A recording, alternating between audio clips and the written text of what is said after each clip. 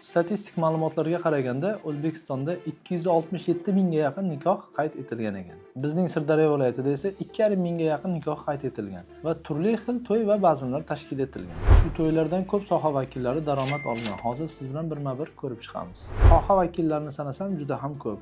Kelin ko'ylak salonidan tortib to'yxona ofitsiantlarigacha. Biz sizlar bilan hozir 3 ta sohani to'ydan qancha daromad qilishini ko'rib chiqamiz. Bulardan birinchisi bazmni chiroyli o'tishi bu to'yxonaga bog'liq. Shuning uchun to'yxonadan boshlaymiz. To'yxonalar sezon vaqtida 30 tagacha to'y o'tkaza oladi, 7 milliondan 10 milliongacha. Bu degani 210 milliondan 300 milliongacha daromad qiladi oyiga. Ikkinchisi esa bu o'sha san'atkorlar va shou gruppalar. Sezon vaqtida 20 tagacha to'y o'tkazishadi. O'rtacha 5 milliondan bo'lganda 20 ta to'yimizga 100 million so'm daromad bo'ladi oyiga. Uchinchisi bu video studiya xizmati. 4 milliondan bo'lganda ham o'rtacha 20 ta to'y o'tkazishadi. Bu degani oyiga 80 million so'm degani.